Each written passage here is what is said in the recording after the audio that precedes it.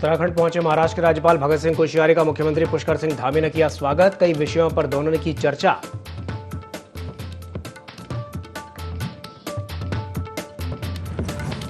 उत्तराखंड में मनाया जा रहा है बीज बम अभियान सप्ताह। कहा, बीज बम अभियान है सराहनीय प्रयास, वन्यजीव संघर्ष को कम करने की दिशा में ठोस कदम।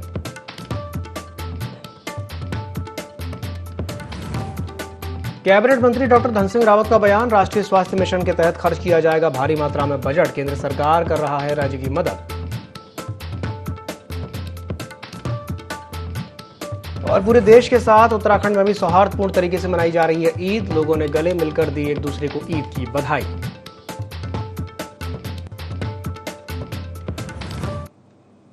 नमस्कार, देवभूमि लाइव में आपका स्वागत है। मैं हूं आपके साथ दिव्यांशु जोशी। बुलेटिन की शुरुआत करते हैं इस वक्त की बड़ी खबर के साथ, जो कि देहरादून से है, जहां राज्यपाल भगत सिंह कोश्यारी उत्तराखंड के प्रवास पर हैं। महाराष्ट्र के राज्यपाल भगत सिंह कोश्यारी उत्तराखंड के दौरे पर हैं। सीएम पुष्कर सिंह धामी ने कोश्यारी का जोरदार स्वागत किया। दोनों नेताओं के बीच काफी देर तक चर्चा हुई। उत्तराखंड के कई मुद्दों पर उनमें बातचीत हुई। ये बड़ी खबर है उत्तराखंड के देहरादून से, जहां पर राज्यपाल भगत सिंह कोश्यारी उत्तराखंड पहुंचे। महाराष्ट्र के राज्यपाल भगत सिंह कोश्यारी का सीएम पुष्कर सिंह धामी ने स्वागत किया। दोनों नेताओं के बीच काफी देर तक चर्चा हुई। उत्तराखंड को लेकर के कई मुद्दों पर उनमें बातचीत हुई। ये बड़ी खबर है उत्तराखंड की राजधानी देहरादून से, जहां राज्यपाल भगत सिंह कोश्यारी पहुंचे हैं। सीएम पुष्कर सिंह धामी ने राज्यपाल भगत सिंह कोश्यारी का स्वागत किया। महाराष्ट्र के राज्यपाल भगत सिंह कोश्यारी उत्तराखंड के प्रवास पर हैं। सीएम पुष्कर सिंह धामी ने उनका स्वागत किया। दोनों नेताओं के बीच काफी देर तक चर्चा हुई।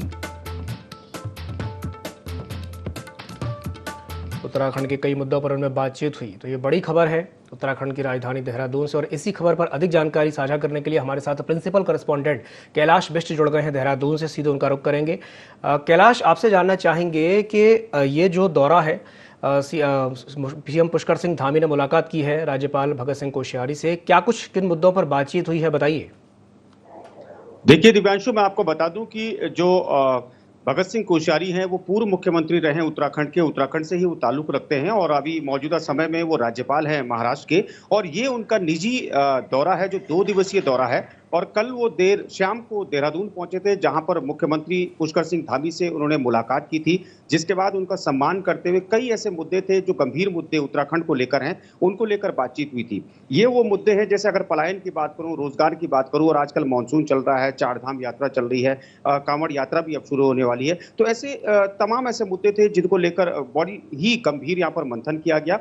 और जिस तरीके से अगर पुष्कर सिंह धामी और भगत सिंह कोश्यारी की बात की जाए, दोनों की आपस की जो ट्यूनिंग है, बहुत ही अच्छी यहाँ पर ट्यूनिंग मानी जाती है, बहुत ही करीबी एक दूसरे के माने जाते हैं। और चूंकि यहाँ पर भगत सिंह कोश्यारी भी कुमाऊं से यहाँ पर ताल्लुक रखते हैं और मौजूदा जो मुख्यमंत्री हैं पुष्कर सिंह धामी, वो भी यहाँ पर कुमाऊं से ताल्लुक रखते हैं, तो लिहाजा दोनों की जो ट्यूनिंग है बहुत ही अच्छी है। और अनुभव की अगर बात करें तो यहाँ पर जो अनुभव भी यहाँ पर जाहिर तौर पर साझा किए गए हैं कल, क्योंकि अगर भगत सिंह कोश्यारी ने जिस तरीके से, चाहे वो निचला सदन रहा हो, यहाँ पर एमएलसी रहे हों, प्रदेश के यहाँ पर मुख्यमंत्री रहे हों, सांसद रहे हों, हर तरीके से उन्होंने राजनीति में अपना सक्रियता दिखाई है। और अभी मौजूदा समय में वो राज्यपाल है। तो कई ऐसे गंभीर मुद्दे थे जिनको बेहतर यहाँ पर भगत सिंह कोश्यारी जानते हैं, और यही अनुभव कल उन्होंने मुख्यमंत्री से साझा किए हैं। और उम्मीद आज भी कई अभी लोग हैं, क्योंकि अभी हम खुद, हमारी जो टीम है वो इस वक्त उन्हीं के आवास के बाहर खड़ी है भगत सिंह कोश्यारी के। और सुबह से ही यहाँ पर जो लोगों का जो सिलसिला है वो आना जाना यहाँ पर लगातार लगा हुआ है। उसके अलावा कई ऐसे सरकारी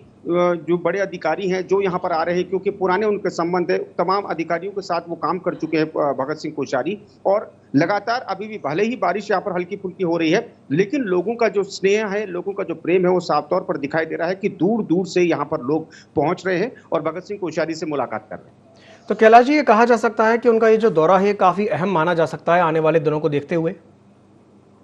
हाँ देखिए, हालांकि ये निजी दौरा है, लेकिन जिस तरीके से सबसे पहले मुख्यमंत्री ने उनसे मुलाकात की, कई मुद्दों पर बातचीत की, तो हो सकता है कि इस दौरे के कई मायने यहाँ पर निकल कर आए। और यहाँ पर कई ऐसे भी लोग हैं जो यहाँ पर चाह रहे होंगे कि उनके कुछ काम जो सरकार द्वारा होने हैं वो भगत सिंह कोश्यारी जी के माध्यम से हो। तो ऐसा भी हो सकता है, क्योंकि कई ऐसे लोग होते हैं जिनकी एक जिज्ञासा होती है मिलना, उसके बाद उनकी एक कोशिश होती है कि उनके जो रुके हुए काम है वो यहाँ पर हों। तो ये भी इसलिए भी यहाँ पर लोग यहाँ पर आ रहे हैं। और जाहिर तौर पर यहाँ पर हो भी सकता लगता है कि जिस तरीके से यहाँ पर लोगों का मिलने का सिलसिला जारी है, जिस तरीके से भगत सिंह कोश्यारी ने सबसे पहले मुख्यमंत्री पुष्कर सिंह धामी से मुलाकात की, तो हो सकता है कि आने वाले दिनों में कुछ प्रभाव इसका कहीं ना कहीं किसी न किसी कामकाज पर पड़ता नजर आए। भगत सिंह कोश्यारी जो हैं वो पीएम मोदी के खास माने जाते हैं, तो ये जो मुलाकात हुई है सीएम पुष्कर सिंह धामी और भगत सिंह कोश्यारी जी के बीच में, इसको काफी अहम माना जा सकता है। हाँ, बिल्कुल। देखिए, अगर मैं भगत सिंह कोश्यारी की बात करूँ तो आरएसएस से जुड़े वो हैं और जीवन भर उनका आरएसएस से जुड़ाव रहा है। इसीलिए चाहे वो मुख्यमंत्री का पद रहा हो या फिर अभी मौजूदा समय में वो महाराष्ट्र के राज्यपाल रहे, अभी मौजूदा समय में वो हैं। और चूंकि उनकी नज़दीकियाँ यहाँ पर संघ में तमाम बड़े नेताओं से भी हैं, प्रधानमंत्री अगर नरेंद्र मोदी की बात करें या फिर अमित शाह की बात करें, उनकी गुड बुक्स में भगत सिंह कोश्यारी का नाम आता है। इसीलिए इतने बड़े प्रदेश महाराष्ट्र की जिम्मेदारी उनको एज अ गवर्नर यहाँ पर दी गई है। और जिस तरीके से उठापटक जब 2 साल पहले भी यहाँ पर हुई थी महाराष्ट्र में राजनीति को लेकर, उस वक्त भी उनकी काफी सक्रियता थी, जिसके चलते उस उठापटक को कंट्रोल करने में एक कामयाबी पाई थी भगत सिंह कोश्यारी ने। और अभी कुछ दिनों पहले जो घटनाक्रम। बिल्कुल बिल्कुल कैलाश जी, तो ये जो मुलाकात है काफ़ी अहम मानी जा सकती है। इन तस्वीरों में आप देख सकते हैं महाराष्ट्र के राज्यपाल भगत सिंह कोश्यारी और सीएम पुष्कर सिंह धामी के बीच एक अहम मुलाकात हुई है। तो कैलाश जी, और आने वाले दिनों में हम देखने वाले हैं कि कांवड़ यात्रा भी शुरू हो जाएगी, और जो उत्तराखंड के लिहाज से अगर देखा जाए तो ये जो उनके बीच मुलाकात हुई है, कहा जा सकता है कि भगत सिंह कोश्यारी जी काफ़ी अनुभवी हैं, तो उनके अनुभव का लाभ सरकार को निश्चित तौर पर मिलेगा। बिल्कुल। देखिए, उनके अनुभव का लाभ मिलना यहाँ पर निश्चित तौर पर लाजमी भी है, क्योंकि जिस तरीके से मैंने आपको कहा कि राजनीति में उत्तराखंड में खास तौर पर एक बहुत बड़ा कद है भगत सिंह कोश्यारी का, और एक धड़ा है जो भगत सिंह कोश्यारी के साथ आज भी खड़ा है। अगर मैं बीजेपी के नेताओं की बात करूं और उनके चहेते हैं, क्योंकि भगत सिंह कोश्यारी जाने जाते हैं अपनी सादगी के लिए। वो भले ही आज बहुत ही उच्च पद पर हैं, लेकिन उसके बावजूद भी आज जब हमारी उनसे मुलाकात हुई थी, सुबह हमारी उनसे बातचीत हुई थी कुछ मसलों पर, तो उनकी जो सादगी थी वो साफ तौर पर दिखाई दे रही थी। कहीं से लग नहीं रहा था कि राज्यपाल वो हैं। तो कुल मिलाकर ये कहा जाए कि उनकी सादगी है। और जिस तरीके से मुख्यमंत्री से कल उन्होंने बातचीत की है, तो जाहिर तौर पर मुख्यमंत्री ने उनसे कुछ अनुभव जरूर साझा किए होंगे। और मैं समझता हूं कि जो अनुभव यहां पर साझा किए होंगे, गए होंगे, उनको सरकार चलाने में मुख्यमंत्री पुष्कर सिंह धामी को बहुत ज्यादा मदद जरूर मिलेगी। बिल्कुल, बहुत ज़्यादा मदद मिलेगी। कैलाश जी, हमारे साथ बने रहिए। तो ये बड़ी खबर है उत्तराखंड के देहरादून से। बढ़ते हैं अगली बड़ी खबर की ओर, जो कि देहरादून से है, जहां ऊर्जा निगम में तबादलों पर अब सवाल उठ रहे हैं। कई प्रशिक्षु अधिकारियों की तैनाती को निरस्त कर दिया गया है। बिजली विभाग में पहाड़ जाने को तैयार अधिकारी और कर्मचारी नहीं थे। 6 लेखाधिकारियों के 17 जून को पर्वतीय क्षेत्रों के लिए तबादले हुए थे। तबादला सूची में 4 जुलाई को बड़ा संशोधन किया गया। इस वक्त की ये बड़ी खबर है राजधानी देहरादून से, जहां ऊर्जा निगम में तबादलों पर सवाल उठ रहे हैं। ऊर्जा निगम में तबादलों पर सवाल उठ रहे हैं। और इस खबर पर अधिक जानकारी के लिए हमारे साथ प्रिंसिपल कॉरेस्पॉन्डेंट कैलाश बिष्ट जुड़े हुए हैं। कैलाश जी, आपसे जानना चाहेंगे कि ऊर्जा निगम में तबादलों को लेकर के सवाल उठ रहे हैं, क्यों ये सवाल उठ रहे हैं, क्या कुछ जानकारी है, बताइए। देखिए दिव्यांशु, ऊर्जा निगम की जब बात की जाए तो ऊर्जा निगम हमेशा ही अपनी मनमानी के लिए जाना जाता है उत्तराखंड में। और यहाँ पर कई बार नकेल कसने की कोशिश किसी भी सरकार द्वारा यहाँ पर की गई है, लेकिन हमेशा ही ऊर्जा निगम के कुछ अधिकारी ऐसे हैं जो हमेशा अपनी मनमानी करते हैं। अभी 17 जून की बात करें, 17 जून को कुछ कर्मचारियों के तबादले यहाँ पर पहाड़ी क्षेत्रों के लिए कर दिए गए थे, लेकिन 4 जुलाई को फिर उसमें संशोधन किया जाता है। यानी कुल मिलाकर यह माना जाए कि एक और तो मुख्यमंत्री साफ तौर पर यह कह रहे हैं कि पहाड़ों में आप कर्मचारियों को भेजें। वहां के पहाड़ के जो लोग हैं, क्योंकि उनको राजधानी हर किसी के लिए मुनासिब नहीं है कि राजधानी देहरादून वो आ सके, तो जाहिर तौर पर पहाड़ों में अगर कर्मचारी होंगे तो काम बेहतर होंगे। लेकिन जिस तरीके से यहाँ पर जो ट्रांसफर्स थे, कोई कर्मचारी जाने को पहाड़ में तैयार नहीं है, तो आखिर कैसे यहाँ पर लोगों को जो सहूलियतें हैं वो यहाँ पर मिल पाएंगी। और जो 4 जुलाई की जो हम बात कर रहे हैं, 4 जुलाई को संशोधन भी यहाँ पर हो जाता है। तो ऊर्जा निगम की कुल माने की ऊर्जा निगम की मनमानी कहीं ना कहीं साफ तौर पर यह दर्शाती है कि सरकार जो भी यहाँ पर निर्देश उनको दे रही है वो सुनने को तैयार नहीं है, जिसका खामियाजा प्रदेश की जनता को भुगतना पड़ रहा है, जिसका खामियाजा उन लोगों को भुगतना पड़ रहा है जो दूरस्थ इलाकों में रहते हैं, जिनको सहूलियतें समय से नहीं मिल पाती, लेकिन उसके बावजूद भी वो यहाँ पर जरूर, यहाँ पर चाहे वो बिजली की बिल की बात करें, बिल यहाँ पर अमूमन दिया जाता है, लेकिन जब सहूलियतें नहीं मिल रही तो अपनी गुहार किससे लगाए। और समय समय पर ये शिकायतें शासन में जाती भी रहती हैं, लेकिन कहीं ना कहीं अब शासन को यहाँ पर सख्त रुख अपनाना होगा। हम समझते हैं कि जिस तरीके से मनमानी हो रही है, इस पर कहीं ना कहीं शासन एक बहुत ही सख्त यहाँ पर डंडा चलाने वाला है। और जिन लोगों की तैनाती पहाड़ी क्षेत्रों में की गई है, उनको हर हाल में पहाड़ की ओर रुख करना ही होगा। दिव्यांशु। कैलाश जी, यहाँ आपसे ये भी मैं जानना चाहूँगा कि जो अधिकारी और कर्मचारी हैं, अगर ऊर्जा निगम में मनमानी कर रहे हैं और इस तरह की बात अगर सामने आ रही है, तो क्या कारण है कि क्या पकड़ ढीली है शासन की, या यूँ कहें कि प्रशासनिक अधिकारी अपनी मनमानी करने पे उतारू हैं कि वो जाना ही नहीं चाहते पर्वतीय क्षेत्रों में? देखिए, सिर्फ ऊर्जा निगम की मैं बात नहीं करूंगा। अधिकांश ऐसे विभाग हैं जो कर्मचारी यहाँ पर सरकारी विभागों में हैं, जिनके ट्रांसफर जब पहाड़ी इलाकों में होते हैं तो वो लोग जाना नहीं चाहते, क्योंकि सहूलियतों की बात करें, हर कर्मचारी, हर अधिकारी सहूलियत आज देखता है, चाहे वो शिक्षा की बात हो, स्वास्थ्य की बात हो, या फिर अन्य जो जरूरी जो मूलभूत सुविधाएं हैं उनकी ये बात हो। लेकिन जिस तरीके से अगर पहाड़ों में अगर कर्मचारी नहीं जाएंगे, अगर पहाड़ों में अधिकारी नहीं जाएंगे, तो आखिर पहाड़ के लोगों की सुनवाई कैसे होगी? हालांकि बिल्कुल। मुख्यमंत्री साफ तौर पर ये कह चुके हैं, और मुख्यमंत्री ने ये डिसाइड भी किया है कि हफ्ते में 2 दिन वो तमाम जिलों के यहाँ पर दौरे करेंगे, खुद वहां पर जन सुनवाई करेंगे। निर्देशित यहाँ पर शासन द्वारा तमाम जो जिलाधिकारी हैं, यहाँ पर जो आयुक्त है, उनको यहाँ पर कर दिया गया है, जो विभागाध्यक्ष हैं, जो सचिव है, उनको कर दिया गया है। लेकिन कुछ एक मनमानी जो इस प्रकार की होती है, इससे कहीं ना कहीं जनता को नुकसान होता है, इससे कहीं ना कहीं बिल्कुल, सरकार बिल्कुल, की जनता को साख पर नुकसान सवाल होता खड़े है। होते आपने बिल्कुल सही कहा कैलाश जी, कहीं न कहीं जनता को नुकसान होता है। अगर कर्मचारी, अधिकारी पहाड़ी क्षेत्रों में नहीं जाएँगे, तो वहाँ की जनता को सहूलियत कैसे मिलेगी? हमारे साथ बने रहिए। तो ये बड़ी खबर है देहरादून से कि जो अधिकारी और कर्मचारी हैं, वो अपनी मनमानी कर रहे हैं। बढ़ते हैं अगली बड़ी खबर की ओर, जो कि देहरादून से है, जहाँ प्रदेश में भारी बारिश और भूस्खलन की संभावना जताई गई है। भूस्खलन के चलते 225 सड़कें बंद हो गई हैं। 3 नेशनल हाईवे भी भूस्खलन के चलते बंद हो गए हैं। मौसम विभाग ने 5 जिलों के लिए येलो अलर्ट जारी किया है।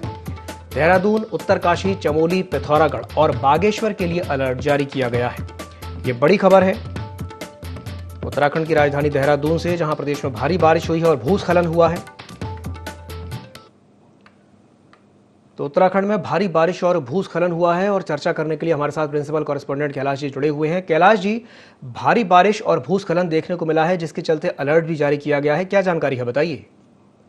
देखिए, मैं आपको बता दूं कि जो बरसात है, बरसात इस वक्त अपने उफान पर है। मॉनसून ने भले ही 9 दिन बाद दस्तक दी उत्तराखंड में, लेकिन जिस तरीके से पहाड़ों में जो हालात बन रहे हैं, 225 से ज्यादा सड़कें अभी ऐसी हैं दिव्यांशु, जो 225 सड़कें ब्लॉक हो चुकी हैं, कुछ जगह सड़कें टूट चुकी हैं। हालांकि शासन प्रशासन पूरी कोशिश कर रहा है कि सड़कों को जल्द ही यहाँ पर खोला जाए, लेकिन जब पहाड़ों में बारिश अधिक होती है तो उस वक्त जो रेस्क्यू के कार्य होते हैं, जो निर्माण के कार्य होते हैं, उन पर काम करना बहुत ज्यादा मुश्किल हो जाता है। और जिस तरीके से यहाँ पर सरकार और मुख्यमंत्री खुद यहाँ पर मॉनिटरिंग कर रहे हैं, उनका साफ तौर पर यह कहना है कि जो भी मौसम विभाग पूर्वानुमान यहाँ पर जारी करता है, मौसम विभाग जो भी यहाँ पर अलर्ट जारी करता है, चाहे ऑरेंज अलर्ट की बात करें, रेड अलर्ट की बात करें, या फिर येलो अलर्ट की बात करें, उस रिपोर्ट के आधार पर आपदा प्रबंधन विभाग तुरंत यहाँ पर आपस में सामंजस्य यहाँ पर स्थापित करे, और जो भी यहाँ पर टीमें रेस्क्यू के लिए यहाँ पर लगाई गई हैं, उन टीमों को त्वरित यहाँ पर अलर्ट कर दिया जाए। उसके अलावा मैं आपको बता दूं कि जो नदी के जो इलाके, जो नदी किनारे खासतौर पर जो लोग रहते हैं, उनको खासतौर पर ये अलर्ट और ये चेतावनी दे दी गई है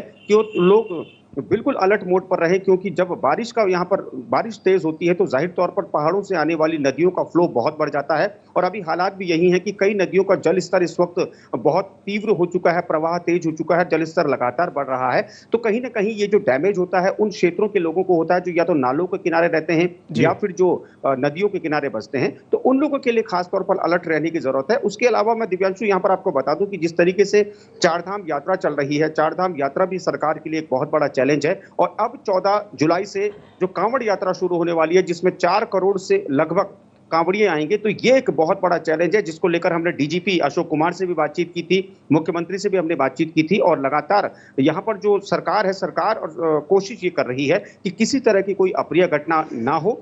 इसलिए समय समय पर ये कोशिशें की जाती हैं कि अधिकारियों को अलर्ट मोड पर रखा जाता है। और जिस तरीके से उत्तराखंड में 30 सितंबर तक छुट्टियां यहाँ पर रद्द कर दी गई हैं मुख्य सचिव द्वारा, तो उससे साफ तौर पर ये लगता है कि सरकार बिल्कुल इस वक्त एक्शन मोड में है और सरकार अलर्ट मोड में है। कैलाश जी, सरकार अलर्ट मोड पे है और एक्शन मोड में, ये तो अच्छी बात आपने कही कि सरकार को अलर्ट मोड में और एक्शन मोड में होना चाहिए। लेकिन मेरा आपसे यहाँ पर सवाल ये है कि ये जो समस्या है, ये हर साल की है। हर साल हम इस तरह की खबरें देखते हैं कि उत्तराखंड में जब बारिश का मौसम आता है तो भूस्खलन भी होता है और सड़कें भी टूटती हैं। तो इस समस्या का परमानेंट समाधान क्या है? ये मॉनसून जब जब आता है तो जाहिर तौर पर भूस्खलन भी होता है, सड़कें भी टूटती हैं और ये नेचुरल एक प्रोसेस है दिव्यांशु की।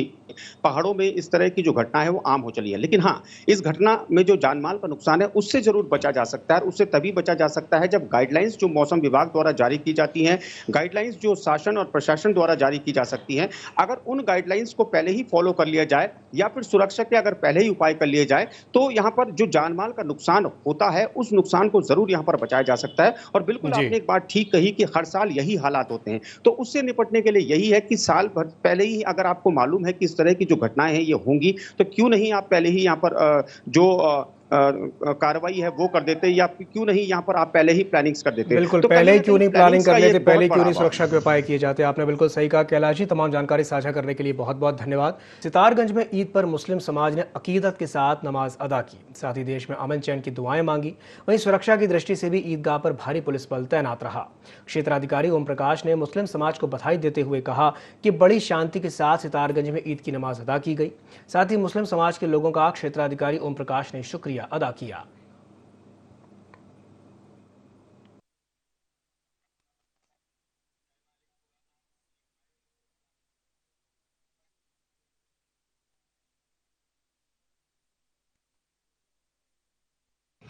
आज बकरीद का त्यौहार है। सभी मुस्लिम भाइयों को मेरी तरफ से बहुत बहुत बधाई और अमन चैन की दुआएं मांगी गई है और कोई भी यातायात बाधित ना हो सके तो इसकी ड्यूटी लगाई गई थी। रोड पे कोई भी नमाज नहीं पढ़ी गई, ईदगाह के अंदर ही नमाज पढ़ी गई। मैं सभी भाइयों को, अपने मुस्लिम भाइयों को पुनः ईद की बधाई देता हूँ और सुख और चैन शांति से रहें, यही मैं प्रार्थना करता हूँ। शानदार तरीके से अमन चैन की दुआएं मांगी गई। ईद का त्यौहार मनाया जा रहा है और इसी खबर पर अधिक जानकारी के लिए हमारे साथ संवाददाता तनवीर अंसारी जुड़ गए हैं। तनवीर, सितारगंज में मुस्लिम समाज ने नमाज अदा की है, आज ईद का त्यौहार मनाया जा रहा है, क्या कुछ वहां पर माहौल देखने को मिल रहा है, बताइए। बिल्कुल, जैसा कि आपको बता दें कि सितारगंज में ईद की नमाज पढ़ी गई बड़ी शांतिपूर्ण तरीके से। सीओ क्षेत्र अधिकारी जो थे उन्होंने भी ईद की नमाज की मुस्लिम समुदाय के लोगों को बधाई बहुत बहुत दी और उन्होंने कहा कि अमन चैन सुकून की दुआएं यहाँ मांगी गई और कह रहे हम भी जो बताया गया कि हम भी जो कहते हैं कि अमन और चैन बना रहे। और साफ तौर से देखा गया कि वहाँ पे प्रशासन भी पूरी तरीके से मुस्तैद रहा। चाहे सितारगंज कोतवाल ले लो, सितारगंज तहसीलदार ले लो, लगातार वहाँ पे प्रशासन वहाँ पे रहा, कोई भी ऐसी घटना ना हो पाए। और एक चीज देखी वहाँ पे, इस साफ तौर से देखा गया प्रशासन का भी अलर्ट था कि रोड पे किसी ने नमाज नहीं पढ़ी, सबने ईदगाह में ही ईद की नमाज अदा की। तनवीर, पिछले 2 साल से हम देख रहे थे क्योंकि कोरोना काल की वजह से तमाम तरह की पाबंदियां थीं, लेकिन इस बार कोरोना का उतना असर नहीं है, तो क्या कुछ अंतर देखा गया है इस साल? बिल्कुल, अब की प्रशासन की तरफ से भी ऐसी कोई गाइडलाइन कोरोना की नहीं थी और लोग बड़ा घुल मिल के एक दूसरे के गले लग के और एक अजीब अलग सी खुशी एक देखी गई लोगों की चेहरे पे। तनवीर, जानकारी साझा करने के लिए बहुत बहुत धन्यवाद।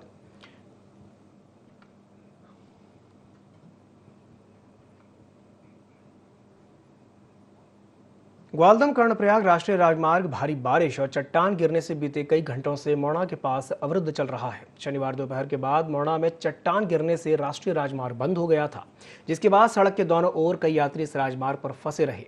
हालात ऐसे बन गए कि यहां से पैदल गुजरना तक दूभर हो गया। बीआरओ ने देर शाम तक सड़क को खोलने की मशक्कत की, लेकिन अंधेरा अधिक होने और लगातार पत्थर गिरने के चलते राजमार्ग को नहीं खोला जा सका। स्थानीय प्रशासन ने बमुश्किल यात्रियों को प्रेक्षागृह इंटर कॉलेज नारायण बगड़ तक पहुंचाया। वहीं आज सुबह 9 बजे तक भी सड़क को यातायात के लिए नहीं खोला जा सका है। बीआरओ सहायक ने फोन पर जानकारी देते हुए बताया कि बारिश बंद होने के बाद हिल साइड में कटिंग करके राजमार्ग को यातायात के लिए खोला जाना संभव हो पाएगा।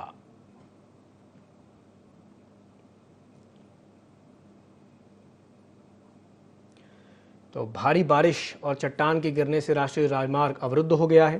ग्वालदम कर्णप्रयाग राष्ट्रीय राजमार्ग भारी बारिश और चट्टान गिरने से बीते कई घंटों से अवरुद्ध चल रहा है। और इसी खबर पर अधिक जानकारी के लिए हमारे साथ संवाददाता मोहन गिरी जुड़ गए हैं। मोहन, ग्वालदम कर्णप्रयाग राष्ट्रीय राजमार्ग अवरुद्ध हो गया है, क्या जानकारी है, बताइए। जी बिल्कुल, को आपको बताना चाहूंगा कि ग्वालदम कर्जत राष्ट्रीय राजमार्ग की अगर बात करें तो कल जो मूसलाधार बारिश हुई है उससे दोपहर 3 बजे से अभी तक मोटर मार्ग बंद है और लगभग 18 घंटे से ऊपर हो गए हैं। लगातार चट्टान गिरने और मलबा आने के चक्कर में यहाँ पर मशीन लगाना भी दूभर हो गया है। इस चक्कर में अभी भी मोटर मार्ग को यातायात के लिए नहीं खोला जा सका है। वहीं पूरी सड़क वाश आउट हो गई है। ऐसे में हिल साइड को काटने के बाद ही बीआरओ प्रशासन यातायात के लिए मोटर मार्ग को सुचारू कर पाएगा। सुबह से जो लगातार बारिश हुई है उससे अभी भी यहाँ पर काम करना पॉसिबल नहीं है, जिसके चलते यात्रियों को खासा दिक्कतों का सामना करना पड़ रहा है। हालांकि कल देर रात काफी ज्यादा यात्रियों को यहाँ से नजदीकी जो प्रेक्षागृह इंटर कॉलेज नारायणनगर में बनाया गया वहां उनके रहने ठहरने की व्यवस्था की गई थी और अभी भी बीआरओ प्रशासन मार्ग खोलने में जुटा हुआ है। मोहन, जिस तरह की तस्वीरें हम देख पा रहे हैं, यात्रियों को काफी परेशानी का सामना करना पड़ रहा है। उनको वहां से सकुशल निकालने के लिए क्या कुछ और इंतजाम किए गए हैं? देखिए, कल जिस समय चट्टान यहाँ पर गिरी है उस समय की अगर बात करें तो यहाँ पर पैदल चलना भी मुश्किल हो चुका था। हालांकि उसके बाद बारिश थोड़ी थमी और उसके बाद बीआरओ प्रशासन मार्ग खोलने में जुटा और तब जाके कहीं पैदल इस मार्ग को जाने लायक बनाया जा सका। हालांकि रात होते होते बीआरओ ने इस सड़क को यातायात के लिए भी खोल दिया था, लेकिन लगातार जो बारिश हो रही है उसके बाद दोबारा से मलबा आया और चट्टान गिरने से मलबा जो जमा हुआ उससे यातायात प्रभावित हुआ और सुबह से लगातार मूसलाधार बारिश यहाँ पे हो रही है और अभी भी मोटर मार्ग को खोलने की जहदोजहद में बीआरओ प्रशासन जुटा हुआ। मोहन, जानकारी साझा करने के लिए बहुत बहुत धन्यवाद। तो ये बड़ी खबर है उत्तराखंड के थराली से, जहां पर चट्टान गिरने से राष्ट्रीय राजमार्ग अवरुद्ध हो गया है। यात्रियों को काफी परेशानी का सामना करना पड़ रहा है।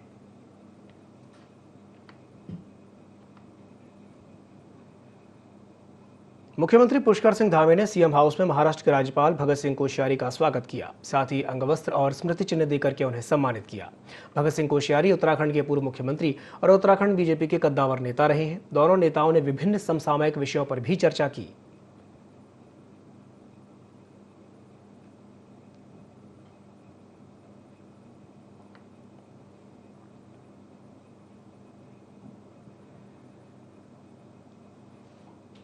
मुख्यमंत्री पुष्कर सिंह धामी ने मुख्यमंत्री कैंप कार्यालय में बीज बम अभियान का शुभारंभ किया। हिमालय पर्यावरण जड़ी बूटी एग्रो संस्थान ने इस अभियान की शुरुआत की है, जो कि 9 जुलाई से लेकर 15 जुलाई 2022 तक चलाया जा रहा है। इस अवसर पर मुख्यमंत्री ने पर्यावरण संरक्षण पर आधारित पुस्तक हिमालयी जन सरोकार का विमोचन भी किया। सीएम ने इस अभियान की सराहना की और कहा कि ये मानव एवं वन्यजीव संघर्ष को कम करने की दिशा में एक सराहनीय कदम है। कोई भी अभियान जन भागीदारी से ही बड़ा अभियान बनता है। इकोलॉजी के संरक्षण की दिशा में राज्य सरकार अनेकों काम कर रही है। उत्तराखंड में सकल पर्यावरणीय उत्पाद का आकलन किया जा रहा है। राज्य सरकार इकोलॉजी और इकोनॉमी में सामंजस्य बनाने की दिशा में काम कर रही है।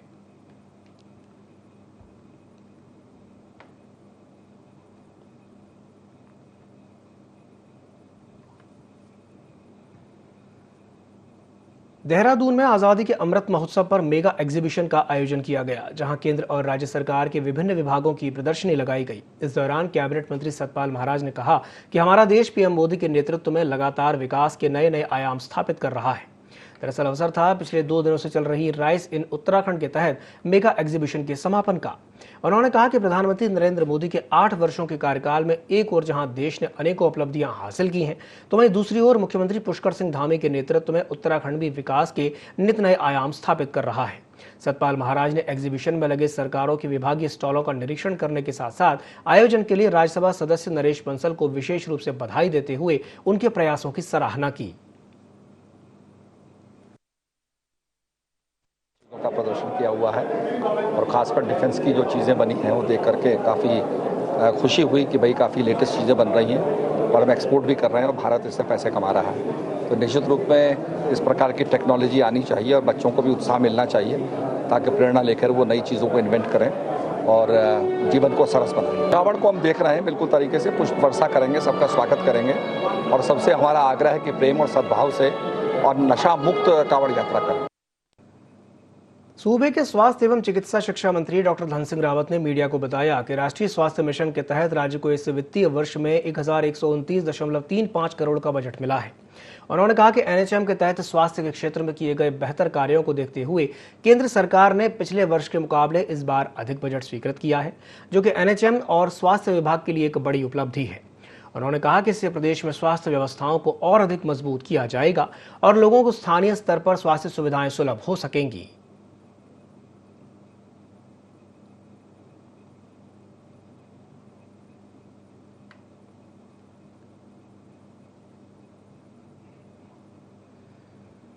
मंगलौर में 3 वर्षों से शव वाहन की मांग कर रहे हिंदू समुदाय के लोगों में भारी रोष है। अधिकारियों से शव वाहन की मांग कर चुके नगर पालिका परिषद के सभासद अब साथियों के साथ भूख हड़ताल पर बैठेंगे। परिषद के सभासद नरेंद्र शर्मा ने बताया कि कस्बे से शमशान घाट की दूरी 3 किलोमीटर से अधिक है। शव के अंतिम संस्कार के लिए हिंदू वर्ग के लोगों को भारी परेशानी का सामना करना पड़ता है। नगर पालिका परिषद की बोर्ड बैठक में कई बार शव वाहन का प्रस्ताव रखा गया, लेकिन 3 वर्ष बीत जाने के बाद भी परिषद ने शव वाहन उपलब्ध नहीं कराया, जबकि सभासद के साथ अन्य लोग भी जिलाधिकारी से शव वाहन उपलब्ध कराए जाने की गुहार लगा चुके हैं, लेकिन अभी तक उनकी मांगों को पूरा नहीं किया गया।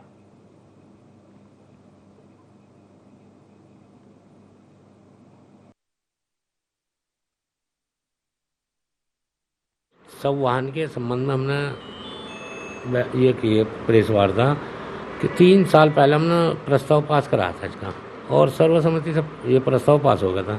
इसके बाद हम बराबर कहते आ रहे, लेकिन इसके बारे में कोई सुनवाई नहीं हुई।